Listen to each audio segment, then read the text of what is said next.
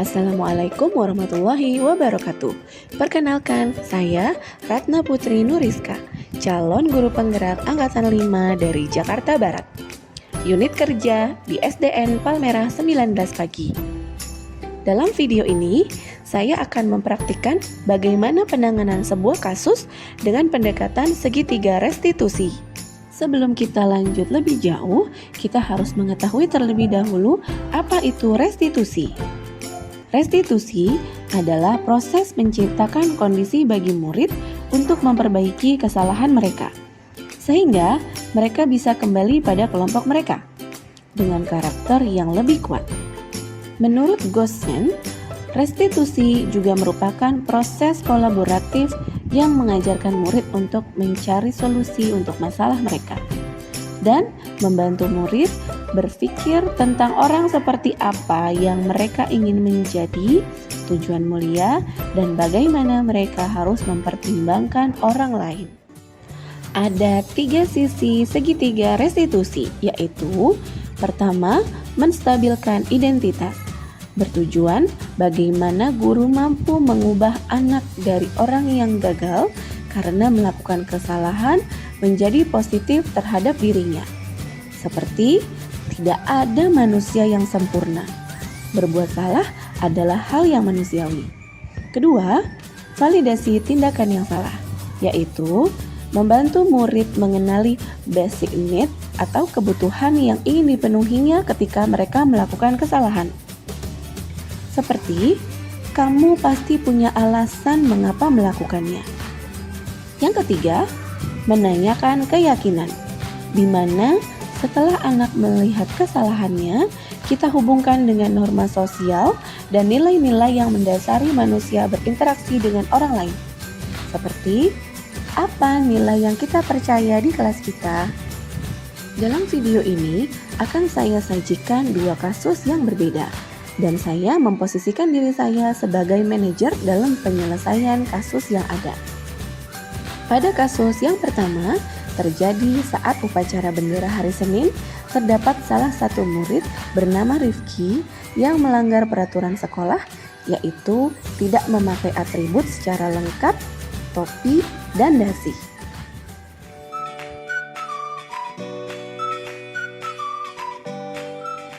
Berikut adalah video kasus yang pertama. Rifki, Ibu lihat saat upacara bendera tadi, hanya kamu yang tidak memakai topi dan dasi. Bisa tolong jelaskan alasanmu, Rifki?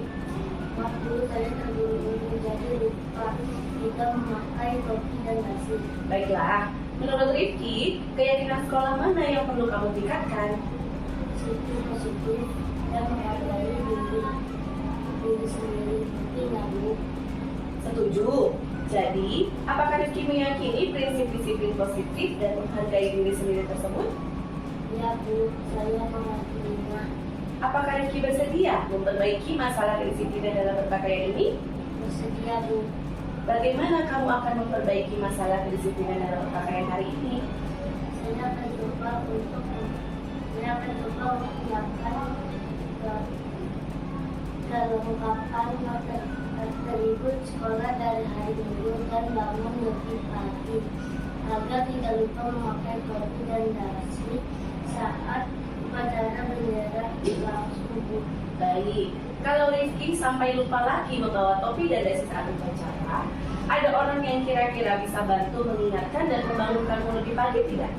Kata ibu saya.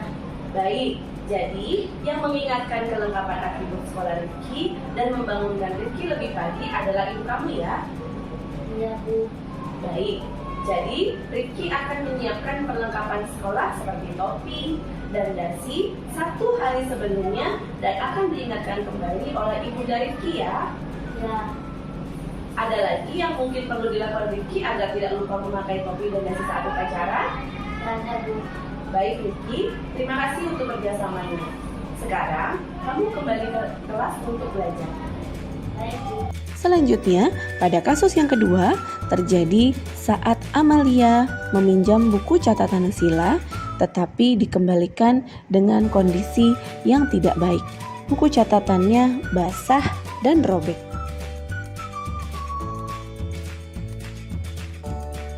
Berikut adalah video kasus yang kedua. Sila, ini aku kembalikan ke kamu. Kenapa buku aku robek dan basah semua, Amalia? Tadi aku tidak sengaja disiram air. Sila, Amalia, apa yang terjadi? Sepertinya kalian sedang dalam masalah. Buku catatan saya dipinjam Amalia dan membaca dan robek semua, Bu. Baik, kita coba selesaikan di ruangan ibu ya. Sila, Amalia, sepertinya kalian sedang dalam masalah.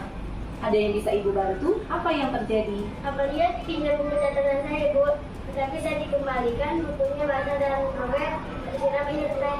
Baiklah, ibu di sini bukan untuk mencari siapa yang salah.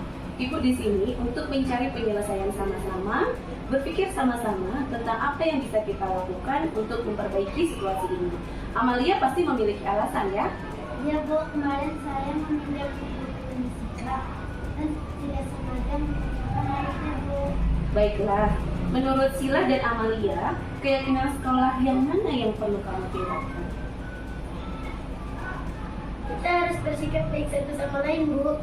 Oke, menurut Amalia bagaimana? Menghormati orang lain dan tanggung jawab, Bu. Iya, kalian berdua ingat dengan baik keyakinan kelas kita.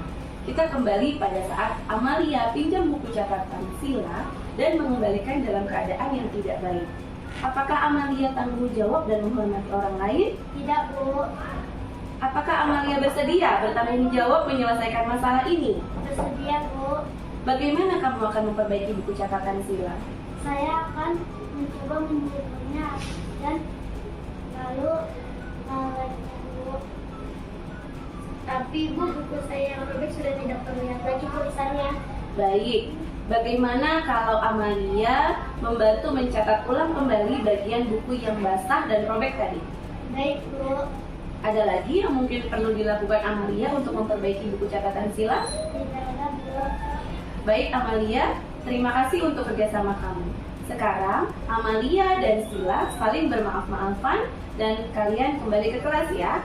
Baik, Bu. Terima kasih. Setelah dua kasus tersebut dilakukan dengan pendekatan segitiga restitusi, inilah tanggapan dari Rifki, Amalia, dan Sila.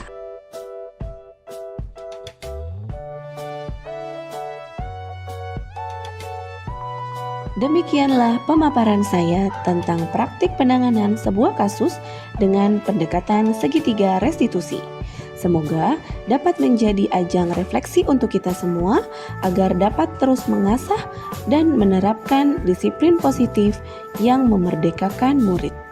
Salam dan bahagia. Ibu dan Bapak guru hebat, terima kasih. Wassalamualaikum warahmatullahi wabarakatuh.